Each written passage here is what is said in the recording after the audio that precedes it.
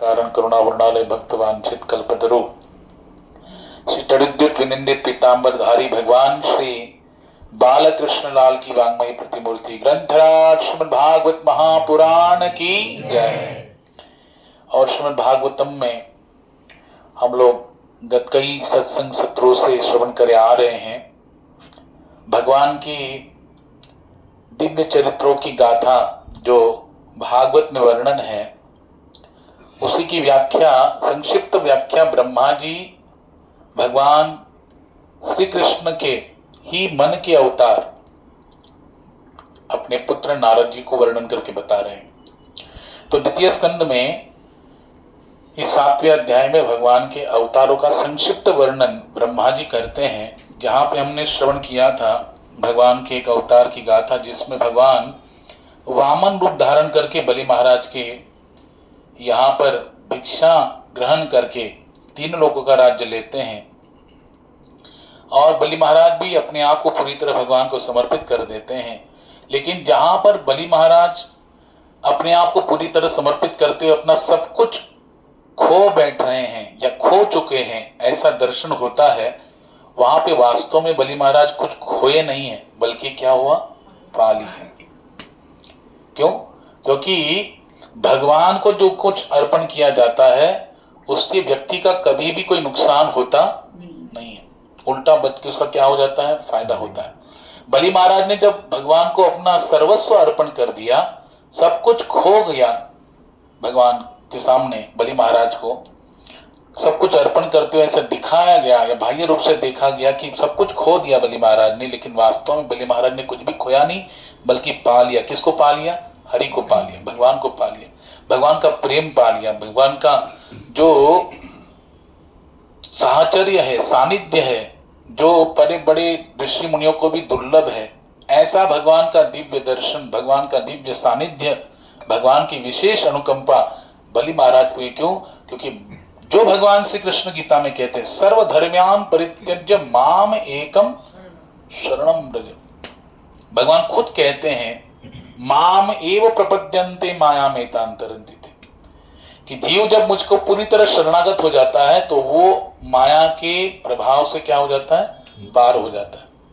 तो बलि महाराज पर माया का प्रभाव तो स्थापित हो गया था, है कि नहीं? 3 लोगों का आधिपत्य जिनको स्थापित प्राप्त हो गया, बलि महाराज को बड़ा स्वयं में बड़ा गर्व महसूस होने लगा कि मैं अभी क्या त्रिलोकपति हूं। लेकिन भगवान अपने भक्त की इच्छा को पूर्ण करने के लिए, देखो जहां पर अर्जुन जैसे अपने प्रिय भक्त की कार्य को सिद्ध करने के लिए भगवान सारथी बन जाते हैं, अपने भक्तों के लिए भगवान कितने भी निम्न स्तर का कार्य करने के लिए तैयार है। यहां तक कि देवता भी भगवान के क्या है, बोलो, भक्त ही है ना, सात्विक भाव धारण करके रहते हैं। इसलिए देवताओं की जो मां अदिति ने जब भगवान की प्रसन्नता के लिए फाल्गुन मास में पयोव्रत धारण करके 12 दिन का व्रत किया, उससे भगवान कितने प्रसन्न हुए और भगवान ने अपने उस भक्त की इच्छा को पूर्ण करने के लिए वामन भर के अवतार लिया। और कौन सा कार्य किया, कौन सा बड़ा क्या कार्य किया भगवान ने? क्या किया? भिक्षा मांगने का किया। बताओ, भौतिक रूप से देखा जाए तो भिक्षा मांगना कोई बड़ा कार्य है क्या, बड़ा सम्माननीय कार्य है क्या? नहीं, है ना। भौतिक रूप से देखा जाए तो भिक्षा मांगना ये बड़ा असम्मान का और बड़ा छोटा कार्य माना जाता है। लेकिन वही कार्य जब स्वयं भगवान करे या भगवान की प्रसन्नता के लिए कोई भक्त करे तो वो क्या माना जाता है? गणमान्य माना जाता है, उसको सम्मान प्राप्त होता है, उससे भगवान प्रसन्न होते हैं। और केवल भगवान ही प्रसन्न नहीं होते, उसके द्वारा न जाने कितने सारे जीवों का उद्धार हो जाता है, जिससे वो उस चीज को प्राप्त करता है। भगवान के लिए कुछ भिक्षा मांगता है, भगवान के लिए कुछ धन की अपेक्षा करता है, वस्तु की अपेक्षा करता है भगवान की सेवा के लिए, तो उससे न केवल उस भक्त का उद्धार होता है, जब जहां तक उस भक्त का नहीं, उसके साथ साथ जिससे उसने वो वस्तु को अर्जन किया है भगवान की सेवा के लिए, उसका भी क्या हो जाता है? उद्धार हो जाता है। यानी अगर कोई भक्त भगवान की प्रीत्यर्थ अगर भिक्षा भी मांग लेता है, तो वो भी भगवान को अत्यंत प्रसन्न करने का कार्य करता है, क्योंकि भगवान अपने भक्त का हर कार्य उसको बहुत अहमियत देते हैं। इसलिए देखो बलि महाराज, ये देखा जाए तो वंशाली कौन सी है? प्रहलाद महाराज की। प्रहलाद महाराज के पुत्र विरोचन, विरोचन के पुत्र बलि, और बलि महाराज भी देखो कितने अपने गुरु की आज्ञा का पालन करते हुए, शुक्राचार्य की आज्ञा का पालन करते हुए क्या कर रहे बोलो, यज्ञ पे यज्ञ करते जा रहे हैं। और किसकी सेवा कर रहे हैं? ब्राह्मणों की। जिन ब्राह्मणों को भगवान भी क्या मानते हैं? अपना प्रिय मानते हैं। गौ ब्राह्मण हिताय च, गौ और ब्राह्मण के हित चिंतक, शुभ चिंतक ठाकुर जी उनके सेवक है। और भगवान कहते कि मैं अपने शरीर को भी इतना प्रेम नहीं करता जितना मैं अपने भक्तों को, ब्राह्मणों को प्रेम करता हूं। इसलिए ब्राह्मण देवाय है। बलि महाराज ने और उनके गुरुदेव ने वही क्या पकड़ा? भगवान का वीक पॉइंट पकड़ लिया और ब्राह्मणों की सेवा शुरू कर दी। और भगवान स्वयं बलि महाराज के यहाँ पर द्वार पे गए। देखो, चाहते तो भगवान क्या नहीं कर सकते। जिनके संकल्प मात्र से अनंत ब्रह्मांड की उत्पत्ति होती है, उनको क्या बलि के द्वार पे आकर भिक्षा मांगने की आवश्यकता है? क्या आवश्यकता है? नहीं। लेकिन भगवान ये दिखाना चाहते अपनी लीलाओं से, क्योंकि जो वेश धारण करते हैं भगवान, उस वेश के अनुरूप भगवान क्या करते? लीला करते। बराबर कि नहीं? तभी तो आनंद आएगा, तभी तो कुछ वैचित्र दिखेगा, विविधता दिखेगी, कुछ वेरिएशन दिखेगा भगवान के सारी लीलाओं में, सारे कार्यों में, दिव्य अवतारों में कुछ वेरिएशन दिखेगा। इसलिए भगवान क्या करते हैं? हर एक अवतार का, देखिए आप भागवत में जितने भी अवतारों का वर्णन किया गया, हर अवतार के पीछे अलग अलग रीजन है, अलग अलग कारण है, अलग अलग प्रकार की लीलाओं के द्वारा उसको प्रदर्शित करने की भाव भंगिमा भगवान क्या करते? प्रस्तुत करते हैं। अलग अलग लीलाओं में अलग अलग अपने अपने सहकारियों को, अपने जो पार्षद, निज पार्षदों को भी अलग प्रकार से भगवान प्रदर्शित करते हैं। जैसे कलयुग में भगवान ने अवतार धारण किया श्री चैतन्य महाप्रभु के रूप में, तो भागवत में सुखदेव जी वर्णन करते हैं, कृष्ण वर्णम पिशा कृष्णम सांगोपांगास्त्र पार्षदम यज्ञ संकीर्तन प्राय यजंती ही सुमेधसा। कि कृष्ण वर्ण का क्या करेंगे ठाकुर जी? उच्चारण करेंगे। और कृष्ण का जैसा वर्ण है पिशा कृष्णम, उल्टा गौर रूप धारण करके स्वयं भगवान से कृष्ण चैतन्य महाप्रभु के रूप में अवतरित होकर क्या करेंगे? केवल अकेले आएंगे क्या? हाँ, सांगो पांगास्त्र पार्षदम, अपने पार्षदों के साथ आते हैं। और क्या करेंगे? यज्ञ संकीर्तन प्राय, हाँ, नाम संकीर्तन, हरे कृष्ण कृष्ण कृष्ण हरे हरे, हरे राम राम राम हरे। यानी भगवान ये नाम संकीर्तन यज्ञ करेंगे। तो अपने निज पार्षदों के सहित भगवान, अभी देखो इस अवतार में भगवान ने क्या किया? युग धर्म को स्थापित किया। और भगवान का अवतार भी किस लिए होता है? धर्म संस्थापनार्थाय संभवामि युगे युगे, धर्म की स्थापना करने के लिए होता है। हर एक युग का जो युग धर्म है उसको स्थापन करने के लिए भगवान प्रत्येक युग युग में क्या करते हैं? अवतार ग्रहण करते हैं। और अनंत अवतार है, हर के अनंत, जिसका कोई अंत ही नहीं है। और ऐसे अवतारों में हर एक अवतार के पीछे अनेक प्रकार के कारण होते हैं, और उसके अनुरूप ही भगवान क्या करते हैं? अपना स्वरूप धारण करते हैं। उस अवतार में जो लीलाएं घटित होनी है उसके अनुरूप भगवान स्वयं का स्वरूप धारण करते हैं, और नाना प्रकार के स्वरूप धारण करके लीलाओं को प्रकट करते हैं, जिसके द्वारा अनंत काल तक उनके भक्त उस लीलाओं का गायन कर सके, स्मरण कर सके और अपने जीवन को सार्थक कर सके। आज अगर भगवान ने लीलाएं नहीं की होती तो हम क्यों भागवतम की चर्चा करते? बताओ। हाँ, भगवान के भक्तों के, भगवान की लीला प्रकट नहीं होती, भगवान ने इतने अवतार धारण नहीं किए होते, भगवान के भक्तों के अवतार इस जगत में नहीं होते, तो बताओ हम क्यों शास्त्र को पढ़ने की कोशिश करते? क्यों भगवान की लीलाओं को गायन करने का, श्रवण करने का ये दिव्य लाभ हमें कैसे मिलता अगर भगवान ने लीलाएं नहीं घटित की होती? इसलिए भगवान वास्तव में जो अवतार लेते हैं उसका मुख्य प्रयोजन और सबसे गुप्त प्रयोजन क्या है? कि भगवान अपने भक्तों को अपनी लीलाओं के द्वारा क्या देना चाहते हैं? आनंद देना चाहते हैं। और अपनी लीलाओं के द्वारा अपने भक्तों के निरंतर स्मरण में बने रहना चाहते हैं, ताकि भक्त उनके लीलाओं का स्मरण करते हुए उनमें ही, उनके चिंतन में लगा रहे। और उनके चिंतन में लगा रहेगा तो अंतिम समय में भी भगवत चिंतन करते हुए वो अपनी इस मनुष्य देह को छोड़ेगा। और जैसे अंत में जिसका भगवान के प्रति दिव्य भाव होगा तो उसकी गति कैसी होगी? उसे भगवत धाम की प्राप्ति हो जाएगी। तो बताओ, भगवान लीलाएं करते हैं तो एक तीर में कितने निशान चला रहे हैं भगवान, कितने सारे शिकार कर रहे हैं। उस असुर का भी उद्धार कर रहे हैं। बताओ, तो पार्थजो मह्यम जयो विजय एवच, यानी वो जय विजय जो सनत कुमार के द्वारा शापित हो गए, उनके लिए भगवान ने इनके अवतार, इतने अवतार लिए। अच्छा, अवतार लिए, केवल उनका ही उद्धार किया क्या? नहीं, हाँ, उनके अनेक जो पार्षद है, उन लीलाओं में जो पात्र बने, उनको भी भगवान की एक दिव्य सेवा प्राप्त हुई। अच्छा, भगवान अपने यश को कम आंकते हैं, अपने यश को कम फैलाने की कोशिश करते हैं, है ना। अपने प्रतिष्ठा को, सम्मान को भगवान पीछे रखते हैं। भक्त की प्रतिष्ठा, सम्मान, यश, कीर्ति, गायन को भगवान आगे रखते हैं। और भगवान अपने प्रशंसा से, अपने मान सम्मान, अपनी स्तुति से जितना प्रसन्न नहीं होते, उतना भक्त की स्तुति से क्या हो जाते? भगवान प्रसन्न होते। समझे कि नहीं? इसलिए देखो, ठाकुर जी लीलाएं प्रकट करते हैं और लीलाओं के द्वारा अनंत काल तक भक्त उनका लीला का गायन करते हुए आनंद की अनुभूति करते हैं। आज का दिन कौन सा है? बहुलाष्टमी का दिन है ना।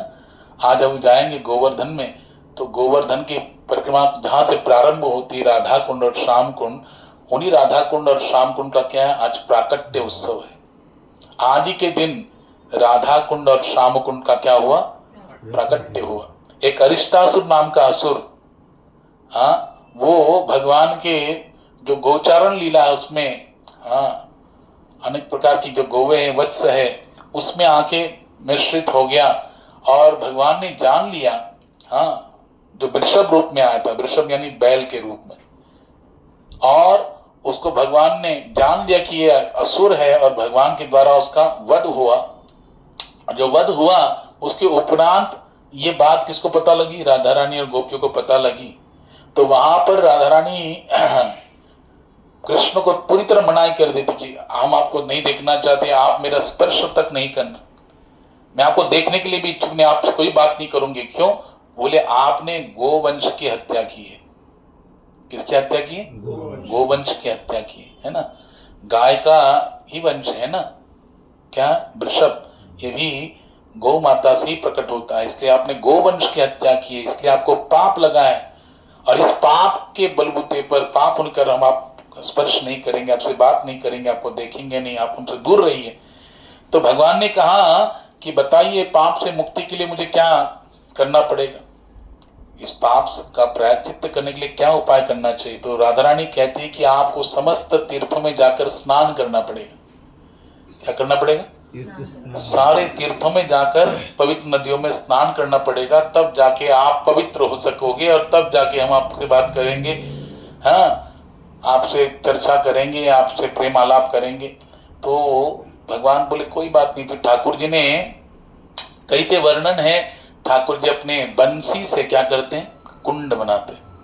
कहीं पे वर्णन है कि भगवान अपनी एड़ी से, पैर की जो एड़ी, उससे कुंड बनाते हैं। तो भगवान ने कुंड बनाया, कुंड तो बनाया, फिर भगवान ही है, तो भगवान ने सारे तीर्थों का आह्वान कर लिया। आह्वान किया तो सारे तीर्थ प्रकट हो गए और उस कुंड में प्रवेशित हो गए। फिर भगवान ने स्नान किया, शुद्ध हो गए और कह के देखो, जैसे आपने कहा था, हमने तीर्थ स्नान तो कर लिया है कि नहीं, हम तो शुद्ध पवित्र हुए। लेकिन आपको भी अपराध लगा है। और वो तो असुर था। कौन था? भले गोवंश का था, लेकिन कौन था? असुर था। और असुर का वध करना ये कोई पाप नहीं होता, बल्कि क्या है? पुण्य का कार्य है, क्योंकि इससे धर्म की रक्षा होती है और धर्म की स्थापना के लिए ही मेरा अवतार हुआ है। तो आपको भी दोष लगा है, तो आप भी क्या करो? आपको भी क्या करना पड़ेगा? बोलो, स्नान करना पड़ेगा पवित्र नदियों में। तो राधा रानी ने भी क्या किया? बोले ठीक है, और कुंड सजा किया। जैसे श्याम कुंड तैयार हो गया, भगवान के कुंड का नाम क्या है? श्याम कुंड। तो राधा रानी भी और उनकी सखिया भी कहती कि आप, उन्होंने बनाया तो आप भी कुंड बनाइए। तो राधा रानी अपने कंगन से क्या बनाती है? कुंड बनाती है। उसी उसके नाम है कंगन कुंड। क्या नाम है? और राधा रानी ने कुंड बनाया है, इसलिए उसको राधा कुंड भी नाम है। फिर अभी नदियां सब तो भगवान के कुंड में तो सारे तीर्थ प्रकट हो गए, प्रवेशित हो गए, है ना। तो राधा रानी के कुंड में कौन से तीर्थ आएंगे? तो सारी गोपियां और राधा रानी, जो मानसी गंगा है ना, मानसी गंगा का जल लाकर उसमें अपने कुंड में डालने लगी। तो कितना डालेंगी, जाते आते पूरा पसीना से लथपथ हो गई, थक गई। तो आखिर में राधा रानी का इस प्रकार से परिश्रम देखकर भगवान को ही करुणा आई और भगवान श्री कृष्ण ने सारे तीर्थों को आज्ञा कर दी कि जाओ राधा रानी के चरणों में प्रणाम करो, प्रार्थना करो कि हे राधा रानी, हम चाहते कि आप हमारी सेवा को स्वीकार करें, अपने कुंड में हमें भी स्थान दीजिए ताकि हम आपकी सेवा कर सके। इस प्रकार से प्रार्थना करने के लिए सारे कुंडों को भगवान ने आज्ञा कर दिया और भगवान श्री कृष्ण के आदेश का पालन करते हुए सारे तीर्थ राधा रानी के चरणों में विनम्रता पूर्वक प्रार्थना करते, हे राधा रानी, आप हमारी भी सेवा स्वीकार कीजिए, आप हमारी उपेक्षा क्यों कर रही हैं, हमारा क्या दोष है, लेकिन हम अब आपके चरणों की सेवा करना चाहते हैं, हमारी सेवा को स्वीकार कीजिए राधा रानी। तो राधा रानी उनकी विनंती से बहुत प्रसन्न हो गई और राधा रानी ने फिर अपने कुंड में सारे तीर्थों को प्रवेशित कराया और फिर वहां पे उन्होंने भी क्या किया, स्नान किए। समझे कि नहीं? हाँ, तो वहां पर श्री राधा कुंड के नाम से वो प्रसिद्ध हुआ, कंगन कुंड के नाम से प्रसिद्ध हुआ। और भगवान श्याम सुंदर ने जो कुंड बनाया वो श्याम कुंड के नाम से प्रसिद्ध हुआ। तो देखो, अगर आप राधा कुंड श्याम कुंड को देखेंगे ना, तो वो जो वहां पर जो चौथरा बना है बीच में, हाँ, उसके नीचे जो है ना ऐसे बहुत सारे होल है, हाँ, और उससे इधर का पानी उधर, उधर का पानी इधर, आप देखेंगे तो दोनों पानी क्या हो जाता है, मिश्रित हो जाता है। आप देखो कभी जाके, समझे कि नहीं? तो राधा कुंड और श्याम कुंड का जल, क्योंकि सारे तीर्थों का निवास उस कुंड में है। और मैंने तो यहाँ तक श्रवण किया था, एक बार श्री राधा गोकुलानंद आप मंदिर जाओगे वृंदावन में, तो राधा रमण मंदिर के बगल में राधा गोकुलानंद मंदिर है। उस गोकुलानंद मंदिर में पहले एक पुजारी रहते थे, उनका नाम था निताई प्रभु, हाँ, गौड़ीय वैष्णव निताई प्रभु। वो बताते थे जब शाम को भगवान की आरती हो जाती थी, संध्या आरती के बाद फिर थोड़ा भजन कीर्तन होता था, भजन होने के बाद हाँ फिर वो कथा करते थे। तो उस समय उनके सानिध्य में मैंने श्रवण किया था राधा कुंड के विषय में कि राधा कुंड जो है ना ऐसे चौरस है। देखो, कृष्ण का स्वभाव जैसा है वैसा श्याम कुंड है। कृष्ण कैसे हैं? नटखट है, त्रिभंग ललित रूप है ना, गर्दन भी टेढ़ी है, कमर भी टेढ़े है, पांव भी टेढ़े हैं, है ना। तो वैसे उनका कुंड भी कैसा है, देखो, टेढ़ा मेढ़ा है, हाँ। और राधा रानी कैसे सीधी सरल, सरस किशोरी वयस की थोरी रति रस बोरी कीजे कृपा की को श्री राधे कीजे कृपा की को सरस किशोरी वयस की थोरी रति रस बोरी कीजे कृपा की को श्री राधे कीजे कृपा की को साधन हीन दिन में राधे तुम करुणामयी प्रेम अगाधे साधन हीन दिन में राधे तुम करुणामयी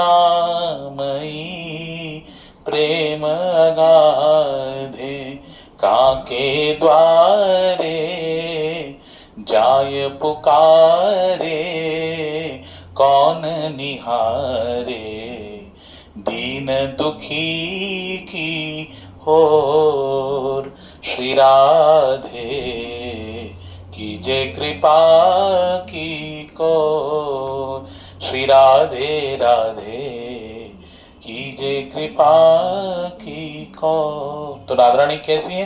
सरस किशोरी है ना, एकदम सरल है, भोली भाली है राधा रानी और बहुत करुणाशील है, करुणामयी है। कृष्ण से ज्यादा करुणामयी कौन है?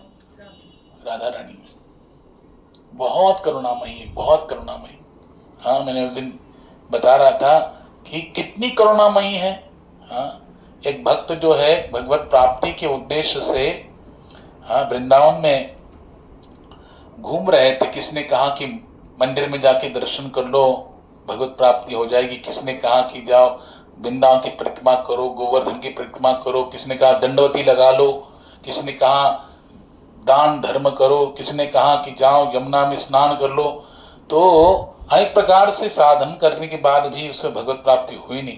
तो बड़ा निराश होकर अपने वृंदावन की गलियों में घूम रहा। तो वहां पे एक ठग मिला। कौन मिला? ठग मिला। और ठग कहने लगा कि उसने देखा कि उसके हाथ में क्या है, बोलो, सोने की अंगूठियां, गले में चैन है और जो बैग है उसमें भी पैसे पड़े। तो उसने क्या किया, उसको कहा कि देखो भैया, क्यों निराश और चिंतित क्यों हो, क्या कारण है? तो बोले कि मैं भगवत प्राप्ति के उद्देश्य से प्रयासरत हूँ। जिसने जो साधन बताया मैंने सब अवलंबन किया, लेकिन मुझे भगवान का दर्शन प्राप्त नहीं हुआ, साक्षात्कार नहीं हो पाया। तो बोले मैं करा दूंगा, कोई चिंता की बात नहीं, हम ब्रजवासी है और मैं आपको करा दूंगा भगवत दर्शन। क्या करना पड़ेगा? बोले चलो पहले यमुना के किनारे केसी घाट में चलो, वहां पर पूरे कपड़े, उसका जो भी सामान है, हाथ की अंगूठिया, गले की चैन, जो बैग थी, वस्त्र थे, सब उतार दिए। बोले जाओ यमुना में कंठ तक खड़े रहो, कंठ तक जल में खड़े रहो और राधा राधा राधा राधा राधा राधा राधा नाम का क्या करो, भजन करो, कीर्तन करो। तो निश्चित रूप से आपको भगवान का दर्शन होगा। तो उसने उनको क्या बना लिया, बोलो, गुरु बना लिया, अपना गुरु मान के गुरु आज्ञा किया। और कहा कि देखो अब तुमने मुझे गुरु स्वीकार किया, तुम मेरे शिष्य हो गए, मेरी आज्ञा का पालन करो, और जब तक मैं ना कहूं तब तक आंखें नहीं खोलना। चाहे कोई भी आए, लेकिन जब तक मैं ना बोलूं तब तक आंखें नहीं खोलना, भजन करते रहना। तो बताओ ठंड के दिनों में इतना जाड़ा पड़ता है। वृंदावन में जो जो गए हैं सबको मालूम है कि इसे जाड़ा पड़ता है। दिसंबर जनवरी का महीने में कितना ठंडी पड़ता है। और उस ठंडे जल में यमुना जी में जाके वो क्या हो गया, प्रवेशित हो गया। बताओ इतना ठंडा जल होता है, लेकिन उस भक्त को बिल्कुल ठंड का अनुभव नहीं हुआ, जितने जल ठंडा होने के बावजूद भी। क्यों? क्योंकि उसका भाव क्या था, भगवत प्राप्ति का था, भगवत दर्शन प्राप्ति का था। जब हमारा उद्देश्य दृढ़ संकल्प होता है, हमारा उद्देश्य दृढ़ होता है, तो ध्यान दो उस समय एक ऐसा अगर मन में कोई जुनून हो ना, हृदय में कोई जुनून हमारे अंदर प्रवेशित हो जाए, तो उस जुनून के द्वारा क्या होता है, ऐसा पावर आ जाता है ना कि हम कितना भी कठिन परिस्थिति क्यों ना हो, उसमें भी क्या होता है, सहजता से उसको पार कर जाते हैं। उसका अनुभव नहीं होता।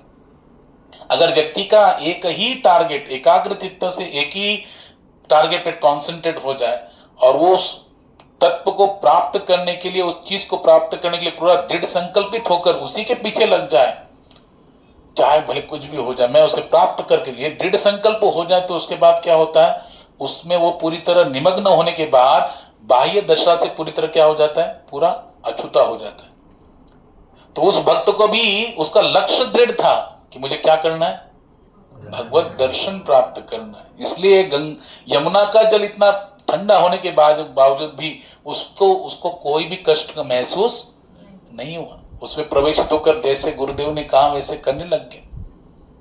और करने के बाद राधा रानी को दया आई, कृष्ण को नहीं, क्योंकि तप्त कांचन गौरांगी राधे वृंदावन की अधीश्वरी कौन है, राधा रानी, कन्हैया नहीं। समझे कि नहीं? अच्छा बताओ वृंदावन के राजा कौन है, बलराम जी। दाऊ जी कौन है, ब्रज के राजा है। और अधीश्वरी रानी कौन है, राधा रानी। तो कन्हैया क्या है, सेवक है। ठाकुर जी वहां क्या है, सेवक। देखो आप सेवा कुंज में जाओ, राधा दामोदर मंदिर के बगल में ही क्या है, सेवा कुंज है। वहां पे ठाकुर जी क्या करते हैं, राधा रानी के चरणों की सेवा करते हैं। उन चरणों को राधा रानी के ठाकुर जी क्या करते हैं, श्री राधा बरसाने वारी तेरो पुजारी है गिरधारी, श्री राधा बरसाने वारी तेरो पुजारी है गिरधारी। तो क्या करते, राधा रानी की चरणों की सेवा करते, भगवान उनकी पूजा कर, राधा रानी की हर आज्ञा को शिरोधार्य रखते हैं। राधा रानी को दया आई, राधा रानी ने कहा कि श्याम सुंदर देखो आपके दर्शन के लिए हाँ, इतनी तपस्या में कर रहा है, इतने ठंडे जल में, इतने ठंड में, हाँ, कंठ तक जल में खड़ा होकर भजन कर रहा है, जाओ उसको दर्शन दो। तो भगवान श्री कृष्ण तो देखते, पात्र देखते हैं, योग्यता देखते, बोले कि ये कोई योग्यता है नहीं उसमें, ना कहीं उसने कभी ध्यान किया, ना पूजन किया, ना भजन किया, ना कीर्तन किया, कुछ सेवा भी नहीं की, और जाके बोलती है तुम उसको दर्शन दो। कैसे दूंगा, कोई योग्यता नहीं, पात्रता नहीं है। बोले मैंने कहा है ना, तो जाओ और दर्शन दो। राधा रानी ने आज्ञा दिया, मैं कह रही हूं तो चुपचाप जाओ। तो भगवान राधा रानी के अधीनस्थ है, हाँ, और गए श्याम सुंदर। जैसे भगवान वहां पे उपस्थित, दिव्य प्रकाश फैल गया ठाकुर जी का। न तद भास्यते सूर्य न शशांको न पावकः यद्गत्वा न निवर्तन्ते तद धाम परमम मम। जैसे भगवत धाम भगवान के तेज पुण्य से प्रकाशित है, वैसे ही भगवान तेजोमय स्वरूप धारण करके उस भक्त के सामने खड़े हुए, बंसी वादन किए। तो वो राधा रानी का भजन कर रहा है, उस समय बंसी वादन हो रहा है। तो वो कहता कौन बंसी वादन कर रहा है, किसकी ऐसा चंदन का इतना सुगंध कहां से आ रहा है, हाँ, कौन इस प्रकार से ये बंसी वादन कर रहा है, इतना प्रकाश पुंज कहां से आ रहा है, इतना प्रकाश फैला हुआ है, किसके द्वारा ये प्रकाश फैला हुआ है।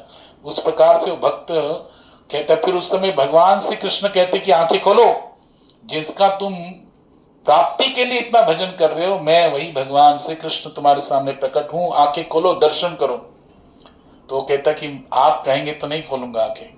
क्यों? क्योंकि गुरुदेव ने क्या कहा, जब तक मैं नहीं कहूंगा तब तक आंखें खोलने का नहीं।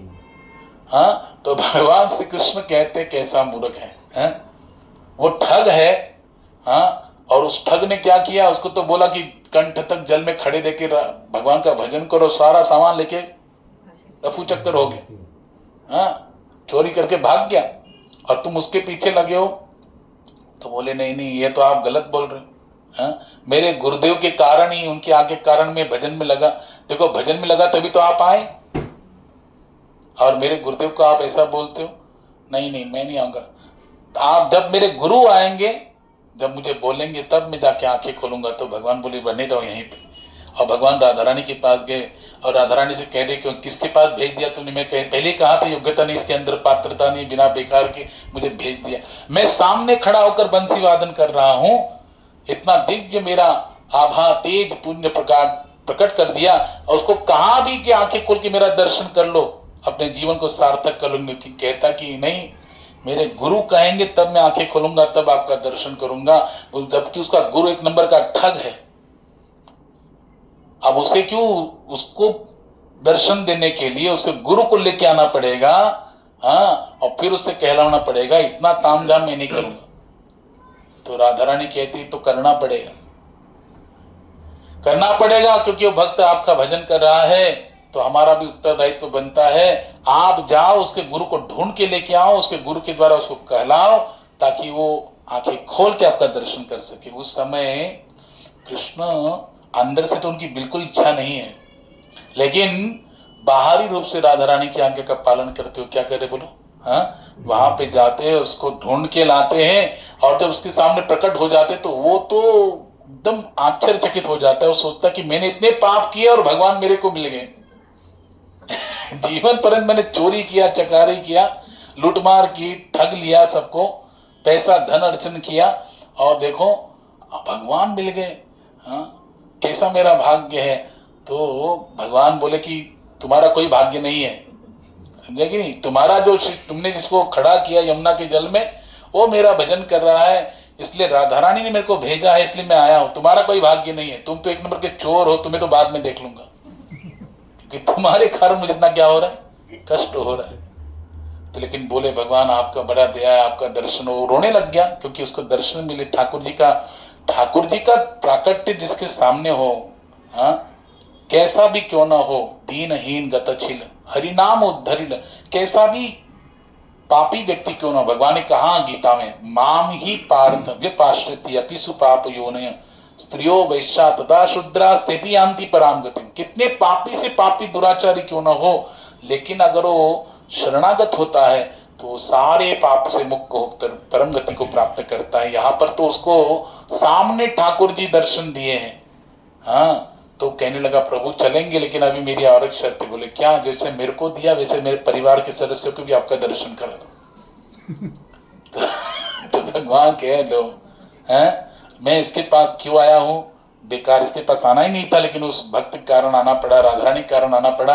अब ये कहता न केवल मुझे दर्शन दो, मेरे परिवार के सदस्यों को भी दर्शन दो, मेरी बीवी को दर्शन दो, मेरी माँ को दर्शन दो, मेरे बच्चों को दर्शन दो, सबको दर्शन देना पड़ेगा, तब मैं चलूंगा। अब भगवान बोले ठीक है, लाओ सबको इकट्ठा करके लाओ, मैं दर्शन दूंगा। सब दर्शन किए, कृतार्थ हुआ। फिर भगवान ने कहा आप चलो। और जब गए तो यमुना जल में खड़े उस शिष्य को देखा, और फिर भगवान कहते उसे कहो कि आप आंखें खोलो। भगवान प्रकट हो गए, दर्शन करो। फिर उस ठग ने भगवान की आज्ञा से उस अपने शिष्य को कहा, फिर उसने आंखें खोली, फिर भगवान का दर्शन किया। भगवान का दर्शन करके कृतार्थ हुआ। तो भगवान उसकी इस भाव से ठाकुर जी क्या हो गए? प्रसन्न हो गए। देखो भगवान क्या कहते हैं, हाँ, पत्रम पुष्पम फलम तोयम यो मे भक्त्या प्रयच्छति। भगवान भाव के, प्रेम के भूखे हैं।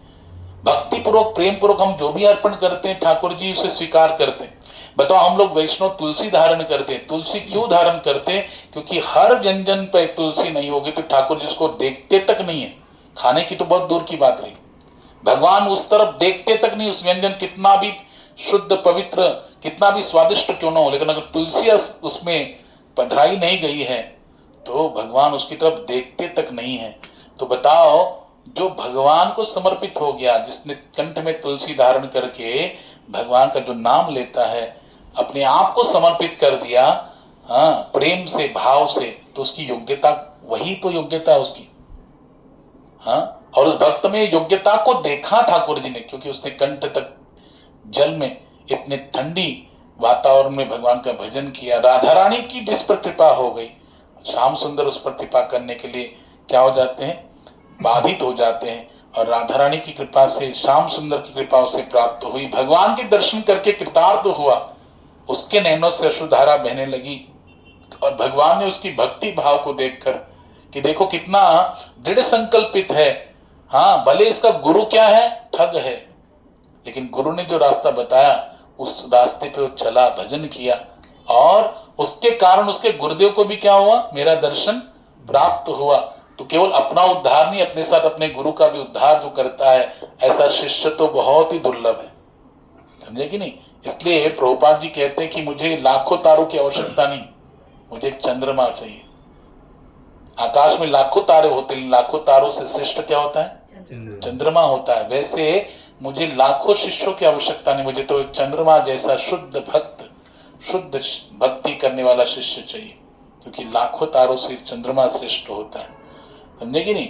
इसलिए जब किसी शुद्ध वैष्णव को शुद्ध भक्त प्राप्त हो जाता है शिष्य रूप में, तब उनके ही वाक्य है भागवत में, तात्पर्य में लिखा है कि वो उसके कारण मेरा उद्धार हो जाएगा। सोचो, तो यहां पर ये प्रसंग हम लोग श्रवण कर रहे हैं, उसमें उस भक्त के कारण उसके गुरु का क्या हो गया? उद्धार हुआ। और भगवान के प्रसन्न हुए, भगवान ने उसको आलिंगन दिया।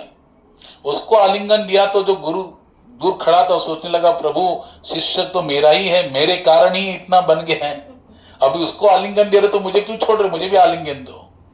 तो भगवान उसके सारे अपराधों को क्षमा करके फिर भगवान ने उनको क्या किया? आलिंगन किया। बताओ, भगवान जब तक पात्रता नहीं थी तब तक आए क्या?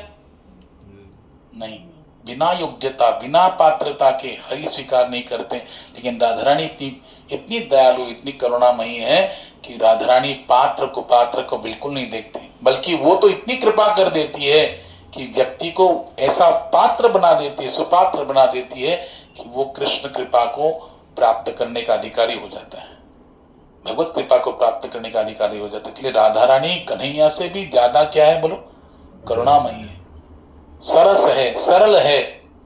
हम साधनहीन हैं, हाँ, साधनहीन दीन में राधे, तुम करुणामयी प्रेम अगाधे, काके द्वारे जाय पुकारे, कौन निहारे दीन दुखी की ओर।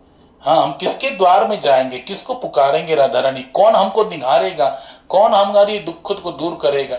इस दुखी, हाँ, दीनहीन की तरफ कौन देखेगा? केवल आप ही देख सकती है। इसलिए राधा रानी कीजिए कृपा की कौर, श्री राधे कीजिए कृपा की को। तो राधा रानी को प्रार्थना करने से राधा रानी तुरंत प्रसन्न हो जाती है। और वहां पर देखो राधा कुंड और श्याम कुंड को प्राकट्य जो किया, तो मैंने श्रवण किया था राधा कुंड का जो चौरस ऐसा राधा कुंड है, तो भगवान क्या लीला करते, उन चौरस में देखो कितने कोने, 4 कोने कोने के, ठीक है, और बीच के 4 कितने हो गए, 8 हो गए कि नहीं। चौरस जो होता है राधा कुंड देखा है ना आपने, तो 4 कोने क्या है चारों तरफ, है ना, और बीच के 4 कोने कितने हो गए, 8। तो ये 8 क्या है, निकुंज है। 8 क्या है, निकुंज है। हाँ, बोलते हैं एक कुंज है, एक निकुंज है और एक निवृत्त निकुंज है। ध्यान से सुनना, 3 ऐसे कुंज है, एक निकुंज कुंज, दूसरा निकुंज निकुंज लीला, एक कुंज लीला, दूसरी निकुंज लीला, तीसरी निवृत्त निकुंज लीला। कुंज लीला में क्या है, राधा रानी, उनकी सखिया, कृष्ण, उनके ग्वाल बाल, उनको क्या है, एंट्री है, ठीक है। वहां पे कुंज में सारे लोग एकत्रित होकर लीलाएं करते हैं, आदान प्रदान करते, प्रेम का आदान प्रदान, लीला का आदान प्रदान करते। लेकिन निकुंज लीला में क्या होता है, कृष्ण के साथ उनके ग्वाल बाल नहीं रहेंगे, उनके सखा वृंद को वहां पे एंट्री नहीं है, लेकिन राधा रानी की सखिया उनके साथ रह सकती है। राधा रानी की सखिया, राधा रानी और कृष्ण, बस इतने ही 3 लोग रहते हैं। कौन सी लीला में, निकुंज लीला में। और निवृत्त निकुंज लीला जो होती है उसमें ना ग्वाल बालों को एंट्री है, यहां तक कि सखियों को भी एंट्री नहीं है। वहां केवल और केवल मात्र राधा और कृष्ण, हाँ, वहां पर प्रेम का आदान प्रदान करते हैं, लीलाओं का आदान प्रदान करते हैं, लीलाओं का आनंद लेते हैं। इसलिए यहाँ पर जो निकुंज है, 8 प्रकार के निकुंज है। और मैंने श्रवण किया था उन वैष्णव के मुखारविंद से, वो गोकुलानंद की पूजा करने वाले। आप जब भी ब्रज में जाओ तो विशेष प्रकार से, जैसे हम लोग राधा दामोदर में क्या करते हैं, कार्तिक मास में परिक्रमा करते हैं, है ना, सारे हमारे जो आचार्य है उनकी समाधियां वहां पर है। फिर वहां पे रूप गोस्वामी पाद का भजन कुटीर भी है, रूप गोस्वामी पाद का समाधि स्थली भी है, और भूगर्भ गोस्वामी, जीव गोस्वामी, तो इनके भी क्या है, श्री विग्रह स्थापित है, 4 विग्रह स्थापित है, राधा वृंदावन चंद्र, राधा माधव, राधा दामोदर, राधा छैल चिकन। तो इनके जो आचार्य हैं उनकी भी समाधियां वहां पर हम लोग परिक्रमा करते हैं। उसकी 4 परिक्रमा करने से क्या होता है, गोवर्धन की 1 परिक्रमा करने का लाभ प्राप्त होता है। जैसे वो सिद्ध स्थली है, उसी प्रकार से आप गए राधा रमण में, गए निधिवन के बगल में, तो वहां पे देखो राधा रमण का प्राकट्य स्थली भी है, देखा आपने, है ना, बगल में। और वहीं पर क्या है, श्रील गोपाल भट्ट गोस्वामी पाद की समाधि भी है। और उसी के बगल में जब आप जाओगे तो गोकुलानंद मंदिर में जो लोकनाथ गोस्वामी पाद है, जिन्होंने राधा विनोदी लाल की क्या की सेवा की, राधा विनोद लाल, ये लोकनाथ गोस्वामी पाद ने सेवा की। और ये ब्रज में पहले आए हैं, सबसे पहले अगर कोई आए हैं वृंदावन में, वो कौन आए हैं, लोकनाथ गोस्वामी और भूगर्भ गोस्वामी। ये दोनों को चैतन्य महाप्रभु ने भेजा था बंगाल से। और उसके उपरांत फिर आचार्य लोग आए, हाँ, ये 6 गोस्वामी वृंद आए। और लोकनाथ गोस्वामी ये 7म गोस्वामी माने जाते हैं, 7वें गोस्वामी, समझे कि नहीं। इतने भजन निष्ठ राधा विनोद लाल की सेवा की है, इतनी सिद्ध स्थली है वो। हाँ, विश्वनाथ चक्रवर्ती ठाकुर के द्वारा सेवित श्री गोकुलानंद है। गोकुलानंद किनके सेवित है, विश्वनाथ चक्रवर्ती ठाकुर महाराज की सेवित विग्रह है गोकुलानंद। श्री रघुनाथ दास गोस्वामी पाद के द्वारा सेवित विग्रह है। और बलदेव विद्याभूषण हमारे आचार्य, जिन्होंने गोविंद भाष्य की रचना की, उनकी रचना को ठीक ठीक कर रहे कि नहीं देखने के लिए भगवान ऐसी बड़ी बड़ी आंखें करके देखते हैं। इसलिए उनका एक नाम है राधा विजय गोविंद। क्या नाम है, हाँ, राधा विजय गोविंद, राधा विनोद लाल, गोकुलानंद। हाँ, चैतन्य महाप्रभु की श्री विग्रह भी है। और महाप्रभु ने एक थंब दिया था, गोवर्धन शिला दी थी रघुनाथ दास जी को, तो महाप्रभु की अंगूठी का निशान उसमें है। तो ये सिद्ध स्थली है, हाँ, राधा कुंड गोकुलानंद में। तो कहते हैं वो जो निकुंज में राधा रानी और कृष्ण क्या करते हैं, ऐसे उन्होंने कहा था कि भगवान क्या करते, सुबह की अष्टायम लीला चलती है ब्रजभूमि में। अष्टायम लीला, ठाकुर जी सुबह उठते हैं, हाँ, नंदगांव की तरफ, और सुबह भोर में निकलते हैं गोचारण के लिए। निकलते लेकिन सारे वनों में गोचारण करते करते करते दोपहर में राधा कुंड में आ जाते। कहाँ पे आ जाते बोलो बोलो? राधा कुंड में आ जाते। और वहां पर राधा कुंड में आने के बाद फिर वहां पर भी क्या होता है, एक रास होता है। जो कुंज होते हैं ना, उसमें भी रासलीला होती है। आप देखेंगे बरसाना में जाओ, आप निधिवन में जाओ, सेवा कुंज में जाओ, जहां जहां आप जाओगे तो वहां पर आपको क्या लिखेंगे, रासस्थलियां दिखेंगी, है ना, रासस्थली दिखती है, रास मंच उसमें सजा होता है।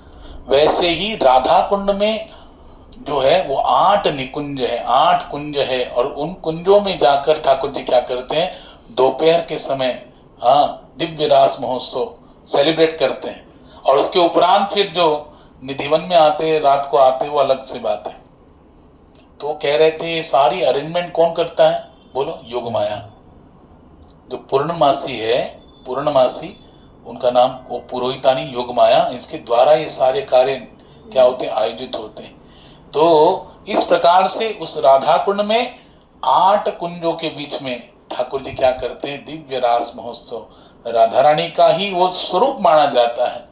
हाँ, देखो, केवल कृष्ण वहां पर अपने कुंड में स्नान करके शुद्ध हुए, राधा रानी अपने कुंड में स्नान करके शुद्ध हुए, उसके उपरांत सारा गिला शिकवा नष्ट हो गया, फिर कृष्ण वहां पर जाते हैं, हाँ, और वहां पर कहते हैं क्या है, बोले राधा, ये राधा कुंड है, इस नाम से प्रसिद्ध होगा। राधा रानी के कुंडों को कृष्ण ने घोषित किया, प्रसिद्ध किया कि ये राधा कुंड के नाम से प्रसिद्ध होगा, और जो भी इसमें स्नान करेगा वो जितनी राधा रानी मेरे को प्रिय है उतना ही मेरा प्रिय बन जाएगा। और श्याम कुंड में राधा रानी अपनी सखी के साथ स्नान करती, तो क्या राधा रानी कहा, ये श्याम कुंड है, हाँ, जो इसमें स्नान करेगा जितना मुझे श्याम प्रिय है उतना ही मेरा प्रिय हो जाएगा। तो बताओ, ये दोनों कुंड जो प्रकट हुए, और ये कैसे प्रकट हुआ, कहते हैं ना, भगवान ने गीता में कहा 4थे अध्याय में, एवं परंपरा प्राप्तम इमं राजश्रेय विदुष कालिने महता योगो नष्ट परंतप। जैसे भगवत गीता का ज्ञान भगवान ने अर्जुन को दिया, लेकिन अर्जुन को देते हुए भगवान कहते हैं 4थे अध्याय में, इमं विवस्वते योगम प्रोक्तवान अहम अव्ययम विवस्वान मन में प्राह मनुष्वा कवि ब्रवीत। भगवान कहते कि पहले मैंने ये ज्ञान किसको दिया, सूर्यदेव को दिया, सूर्यदेव ने किसको दिया, मनु को दिया, मनु ने ईश्वाकु को दिया। ऐसे राजाओं को, राजर्षियों को प्राप्त होते होते वो काल क्रम में लुप्त हो गया। फिर पुनश्च अर्जुन में तुम्हें क्या कर रहा हूं, कुरुक्षेत्र के युद्ध में प्रदान कर रहा हूं। जैसे भगवान ने दिया हुआ गीता का ज्ञान सूर्यदेव की परंपरा से आता आता लुप्त हो गया, पुनश्च अर्जुन को देकर प्रकट कर दिया हम सभी के लिए, वैसे ही द्वापर में जब भगवान श्री कृष्ण राधा रानी के साथ लीलाएं कर रहे थे, प्रकट लीलाएं कर रहे थे, उसी समय क्या हुआ, ये राधा कुंड और श्याम कुंड प्रकट हुआ। बहुलाष्टम की, आज का जो दिन है बहुलाष्टमी के दिन ये प्राकट्य हुआ। लेकिन काल के प्रभाव से, काल के प्रभाव से क्या हुआ, राधा कुंड और श्याम कुंड क्या हुआ, लुप्त हो गया। और जब महाप्रभु श्री चैतन्य महाप्रभु के रूप में श्री कृष्ण का अवतार हुआ, युग अवतार, तो महाप्रभु जो यात्रा करने निकले वृंदावन की परिधि में जब आए, और वहां पर आने के बाद उनने पूछा वहां के ब्रजवासियों को, भैया राधा कुंड श्याम कुंड कहाँ है? तो कहते यहाँ कोई राधा कुंड श्याम कुंड है नहीं, यहाँ पर काली खेत और गोरी खेत, क्या नाम, काली खेत और गोरी खेत नाम के, हाँ, स्थान है। बस उसमें जैसे महाप्रभु स्नान किए, काली खेत में स्नान किए, तो वहां पर नहीं कोई काली खेत नहीं, तो क्या है, श्याम कुंड है। और गोरी खेत में स्नान करने, फिर महाप्रभु कहते यही तो राधा कुंड है, हाँ। और फिर वहां पर हमारे आचार्य एक है रघुनाथ दास गोस्वामी, हाँ, वो वहां पर रहकर क्या किया, उन्होंने भजन किया। उनकी भजन कुटीर भी है, उनकी समाधि भी वहीं पर है राधा कुंड में, और उन्हीं के द्वारा ये इसका क्या हुआ, सुरक्षा, ये जो तटबंदी आज हम देख रहे हैं, ये सब उन्हीं के द्वारा सेवित है, उन्होंने के द्वारा ये रचित है, उन्होंने ही इसका कार्य सिद्ध किया। हाँ, ये भगवान के अरेंजमेंट से उनकी तरफ कोई तो आया और उन्होंने धन की राशि प्रदान करके वो कार्य सिद्ध किया राधा कुंड श्याम कुंड का, और वहीं पर रघुनाथ दास गोस्वामी भजन किए, समाधि अवस्था प्राप्त किए।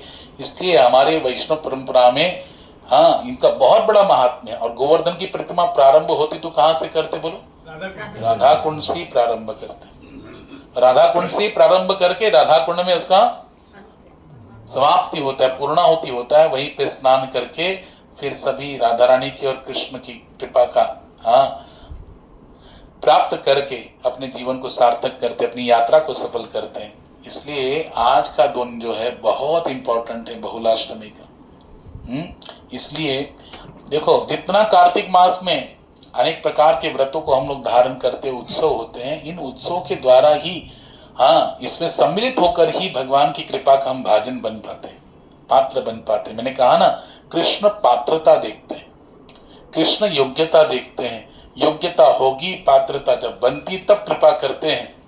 बिना योग्यता की पात्रता की कृपा नहीं करते हैं। लेकिन राधा रानी इतनी परम दयालु है कि राधा रानी स्वयं उस भक्त को, उस जीव को अपने लायक पात्र बना देती है, ताकि वो कृष्ण कृपा और राधा रानी कृपा को अर्जन कर सके। इसलिए बहुत दयालु है राधा रानी। इसलिए हम लोग जब कोई भी नाम लेते हैं, महामंत्र में हरे जो है वो कौन है? राधा रानी। इसलिए हम जब महामंत्र भी बोल रहे हैं, हरे कृष्ण कृष्ण कृष्ण हरे हरे, हरे राम राम राम, तो हम राधा रानी को पहला क्या करते हैं? प्रणाम करते हैं, राधा रानी का नाम पहले लेते हैं। और इस महामंत्र में जो हरे वो ही राधा रानी है, कृष्ण की आह्लादिनी शक्ति राधा रानी है। और उनका नाम लेने से स्वयं फिर कृष्ण, राधा कृष्ण, और राधा कृष्ण प्राण मोर जुगल किशोर, जीवने मरणे गति आर नाही मोर। राधा कृष्ण कृपा से ही हमारा जीवन का कल्याण हो सकता है, और कोई गति नहीं है मेरी। प्रार्थना करते हैं आचार्य वर्ग, संत ऐसे प्रार्थना करते हैं अपने जीवन में। इसलिए देखो, विशेष करके चतुर्मास में कार्तिक मास को बहुत महत्व है।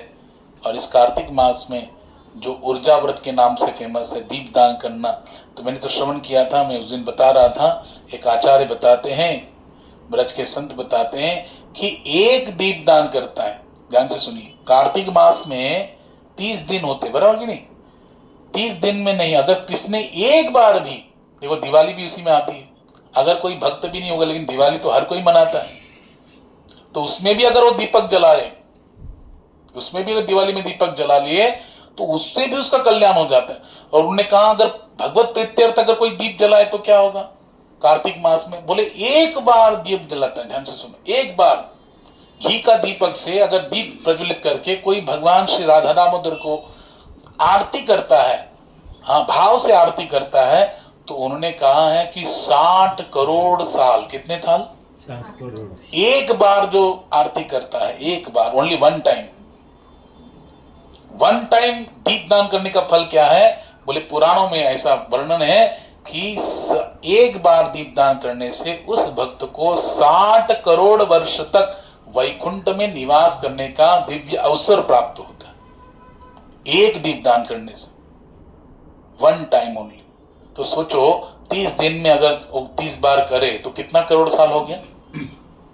60 करोड़ इंटू 30 करेंगे तो जितना ईयर्स की गणना होती है, उतने साल उसको वैकुंठ में रहने का लाभ प्राप्त होता है डायरेक्टली।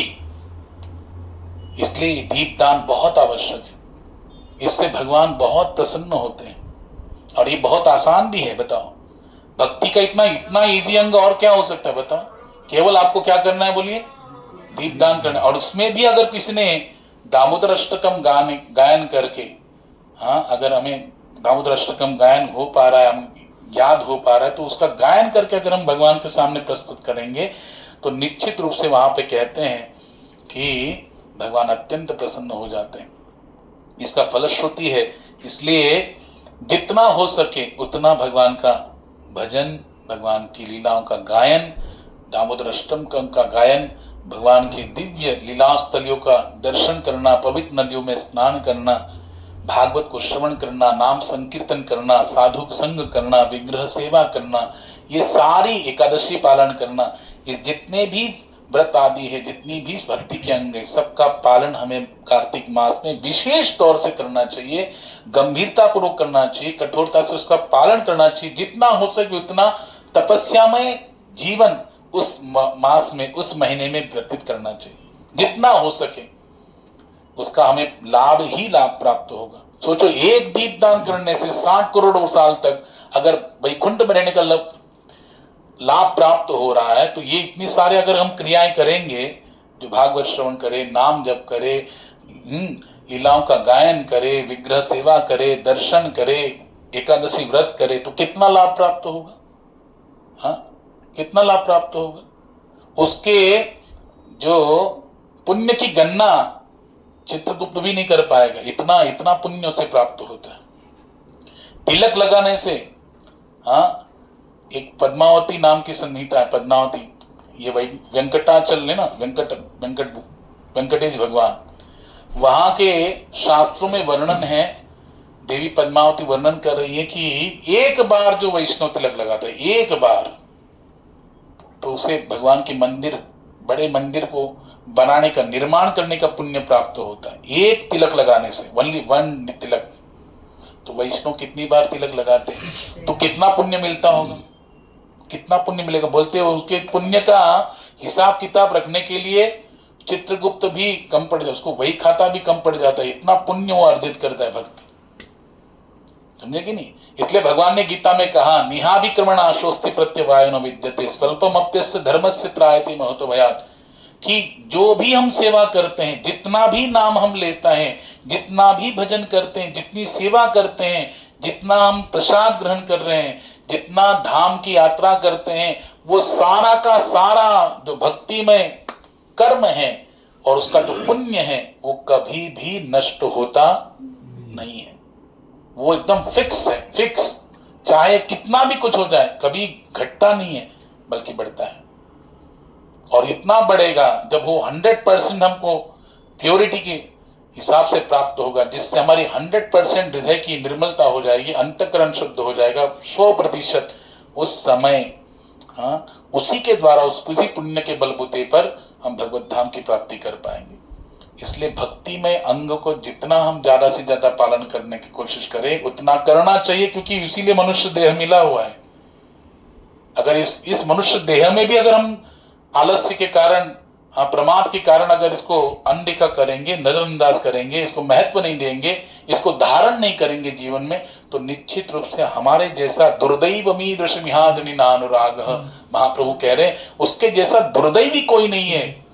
बड़ा दुर्भागी व्यक्ति है कि इतना मनुष्य जीवन मिलने के बाद भी, वो सारे रास्ते पता होने के बाद भी इसे मेरा कल्याण होगा, फिर भी वो हरि का भजन नहीं कर रहा है, फिर भी वो भगवान की सेवा नहीं कर रहा है, फिर भी वो भगवान की भक्ति नहीं कर रहा है, तो उसके जैसा दुर्दैवी और कोई नहीं, दुर्भाग्य और कोई नहीं। इसलिए भगवान की लीलाओं का गायन, हाँ, मैं कहा था ना कि क्या करना चाहिए, जितना हो सके। कुछ महात्मा, मैंने एक बात सुना था वृंदावन के महाराज प्रेमानंद महाराज के मुख से सुना था, 5 चीजें हमको ग्रहण करनी चाहिए।